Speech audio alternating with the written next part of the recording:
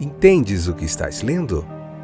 O podcast que te leva através das páginas da Bíblia, livro por livro, capítulo por capítulo.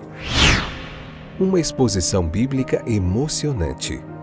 Aperte os cintos e embarque comigo nesta viagem.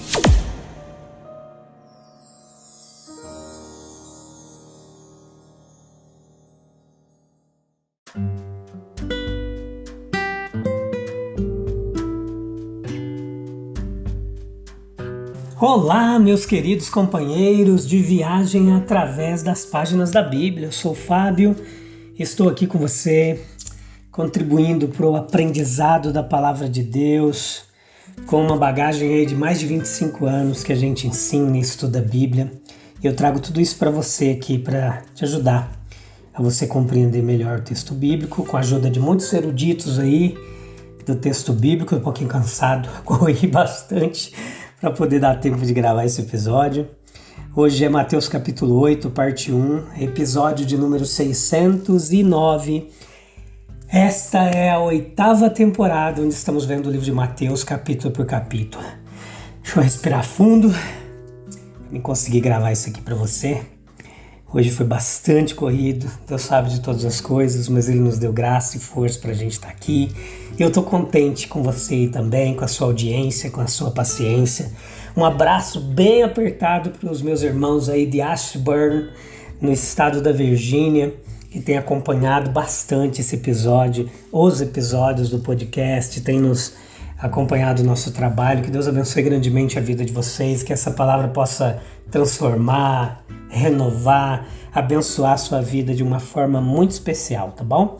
E todos os outros aí do Brasil, de quase todos os estados brasileiros, 14 países, não consigo nem falar todos aí, em 5 continentes, são muitos. Tem gente na França, no Marrocos, na ilha de Chipre, onde mais? Na Espanha, na Argentina, no Peru. São muitos e muitos lugares. Que Deus abençoe grandemente a vida de vocês. Sejam brasileiros missionários aí trabalhando, sejam pessoas de outras religiões, brasileiros ou não, ou alguém que tem se interessado pela língua portuguesa e o estudo da Bíblia conjuntamente. Isso é bênção demais. E que Deus abençoe. Vamos lá. Hoje a gente vai falar bastante do leproso, nesse capítulo 8. É uma das partes deste texto.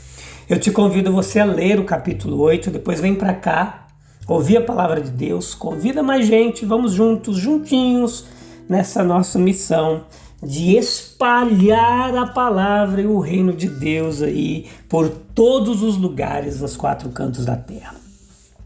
Essa passagem sobre o leproso, ela vai ocorrer imediatamente após o Sermão da Montanha, que pega o capítulo 5, capítulo 6, capítulo 7, aí do livro de Mateus. E é questionável se alguma das grandes palavras daquele discurso do Sermão do Monte, talvez, possa ter chegado até o leproso, que só poderia ter ficado além do círculo mais externo da multidão. Ele era um excluído. Então a gente vê a história do leproso primeiro no que diz respeito ao sofredor e depois no que diz respeito à ação do grande mestre, tá bom? Vamos lá. O comportamento daquele pobre sofrido homem. A sua condição, ele era um leproso. Sua doença era repugnante dentro daquele contexto social. Seu estado de vida lamentável ao extremo. Ele estava expulso da sociedade, rejeitado como uma pessoa impura, considerado desesperadamente aflito. Ele era objeto da mais perfeita miséria. O leproso sempre foi considerado típico do pecador em sua impureza, vergonha e miséria. E a sua atitude foi vir a Cristo. E por que isto? Talvez já houvesse ouvido falar de curas anteriores, como diz Mateus 4:24, que essas notícias a respeito do que estava acontecendo em Israel começou a se espalhar por muitos lugares. Mas o próprio olhar de Jesus para ele bastaria para atraí-lo aos pés do amigo dos miseráveis. Ele nunca tinha visto uma simpatia tamanha como aquela, uma bondade tão grande, tão imensa como a do Senhor Jesus. Ele o adorou, ele não imaginava ver a plena divindade brilhando através da vestimenta da simples humanidade. Ele implorou por cura, não por dinheiro. Ele conhecia sua necessidade e procurou a coisa mais essencial que ele almejava. Ele mostrou fé no poder de Cristo, ele apenas orou pela boa vontade de Cristo. O toque fraterno de Cristo, por outro lado, é uma daquelas ações únicas que enviam um lampejo de luz à natureza humana. Ninguém mais se contaminaria tocando no leproso. O sofredor não esperava tal ato de condescendência e Jesus teve que estender a mão para alcançá-lo. Aqui está a fraternidade limitada de Cristo. Se houver perigo de contágio, ele não pensava nisso. Cristo cura através do contato pessoal, através da sua fraternidade graciosa. A palavra de poder foi proferida: seja purificado. A sua linguagem ao leproso é típica de sua mensagem ao pecador. Ele salva purificando, limpando, renovando e transformando. A sua cura foi perfeita, não há atraso, não há um processo lento. Imediatamente a cura está completa miraculosamente. Assim Cristo é perfeitamente bem-sucedido em suas ações. As suas obras, atitudes comprovam aquilo que ele fala, as suas afirmações. Ele é capaz de salvar totalmente, tanto leprosos no corpo como leprosos na alma. Ele não era como os fariseus, que alardeavam suas esmolas, espalhavam para todos. Ele não deixaria sua mão esquerda saber o que sua mão direita fazia. Os milagres de Nosso Senhor, elas são parte integrante e necessária da revelação de Deus aos homens. Cristo veio não tanto para revelar o poder de Deus, mas para revelar o caráter de Deus. De usar esse poder em nosso favor, não tanto para mostrar a santidade de Deus, mas para mostrar o seu desejo e propósito de nos tornar semelhantes a Ele. A cura do leproso é o primeiro milagre registrado por Mateus e provavelmente o impressionou mais do que nos impressionaria à primeira vista, apelando para as suas ideias e sentimentos judaicos. Pois, em primeiro lugar, a lepra não era uma doença qualquer. Ela era, aos olhos dos judeus, um símbolo terrível da condição daqueles que estavam excluídos de Deus. Era a verdadeira representação da natureza consumidora, poluente, contaminante do pecado. Pois o pecador também é forçado a clamar: quem me livrará do corpo desta morte? Você pode dominar um pecado, mas outro se apodera de você. O que você pode fazer senão o que o leproso fez? Vir, adorar e suplicar aquele que tem poder para curar. Foi em parte porque a lepra era um símbolo de doença interior que Mateus viu nessa cura do leproso o cumprimento das palavras proféticas de Isaías. Ele mesmo tomou as nossas enfermidades e carregou as nossas dores. Em parte, sem dúvida, porque a pronta resposta do Senhor: olha, eu quero, seja limpo. E o fato de ele tocar o homem revelou a profunda simpatia que ele tinha pelos homens. De alguma forma, o homem foi levado a saber que Cristo poderia fazer o que ninguém mais poderia fazer por ele. É verdade para todos nós que dependemos da vontade de Cristo. Obviamente, alguém que tem todo o poder no céu e na terra pode fazer muitas coisas que você precisa e que ninguém mais professa ser capaz de fazer por você. Será que Cristo ouvirá o clamor da doença corporal e permanecerá indiferente ao pobre coitado que clama por libertação? Com que não podemos preencher o formulário da petição do leproso. Olha, se você quiser, você pode, Senhor, mudar minha circunstância. E muito apropriadamente, Mateus coloca, olha, eu quero de Cristo, na vanguarda de todos os milagres que ele registra. É essa palavra que abre a porta e deixa entrar sobre nós forças sobrenaturais. Do número de milagres que o nosso Senhor realizou nessa época, Mateus seleciona esses dois, o leproso e o servo do centurião, para que a gente possa ver a prontidão e a potência da vontade de Cristo para curar. No versículo 5 ou 7 a gente vê o centurião pedindo a cura do seu servo. Quando Jesus chega a Cafarnaum, um oficial romano, ele se aproxima dele e suplica, olha, Senhor, meu jovem servo está de cama, paralisado, com dores terríveis. E Jesus diz assim para ele, olha, eu vou até lá para curá-lo. Nesse centurião a gente encontra um tipo elevado de homem, gente. Uma natureza gentil, generosa, devota, uma humildade que não se espera de alguém acostumado a comandar e representar uma raça dominante. Mas como nosso Senhor nos lembra, existem homens humildes, altruístas, sensatos em todas as épocas e em todos os países.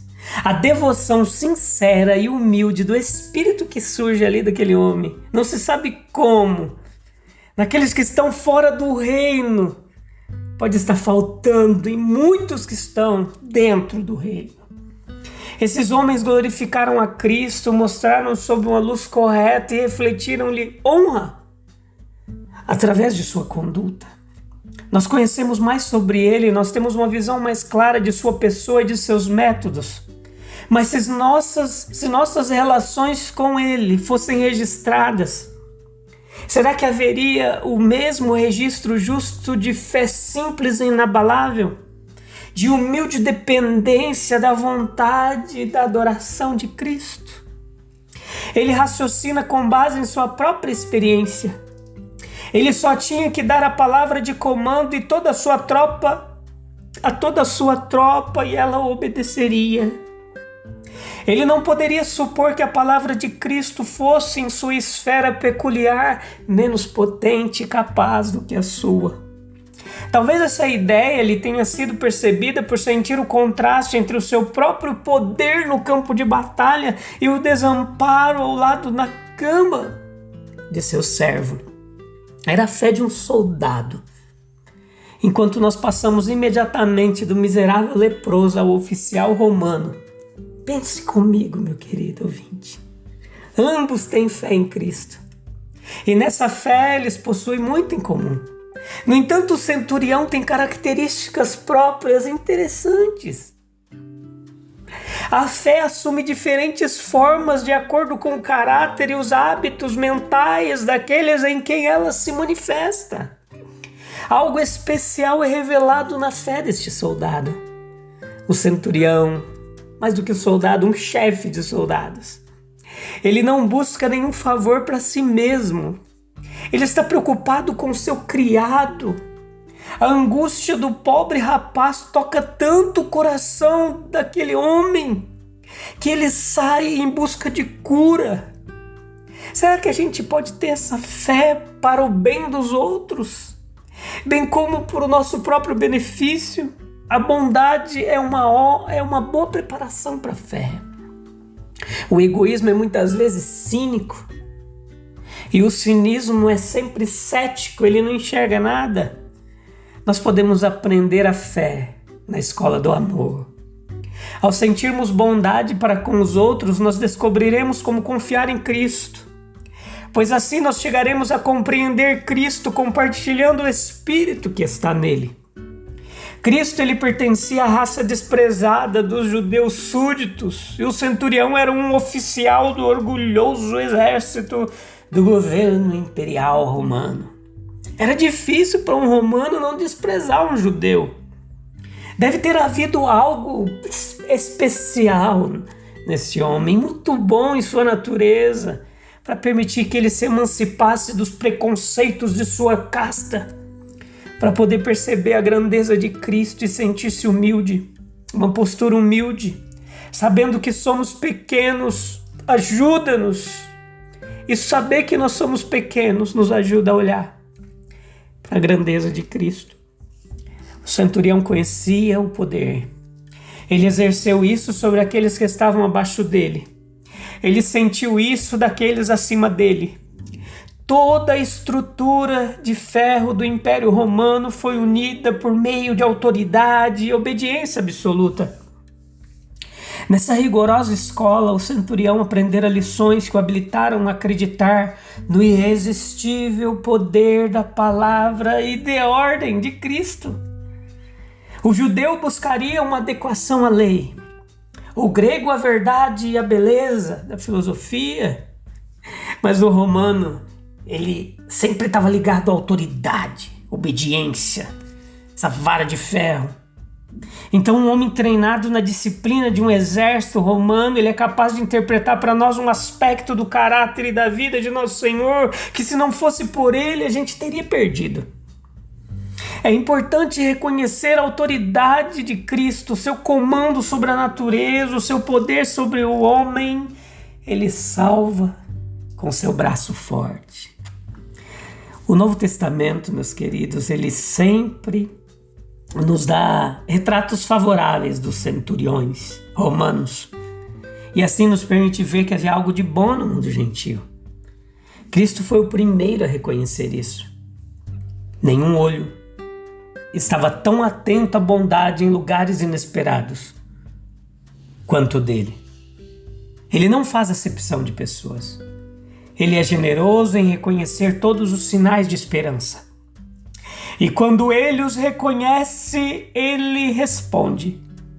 O rapaz é curado por uma palavra à distância, uma ação espetacular.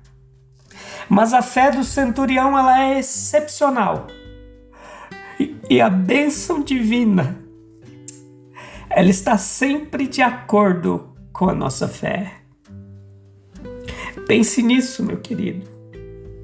Será que a profunda miséria do leproso não nos lembra da nossa própria necessidade de cura espiritual? O que mais poderia motivar alguém a buscar a Cristo, senão esperança de redenção e de cura? Vamos orar?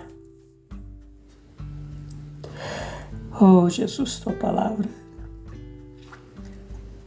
ela é maravilhosa.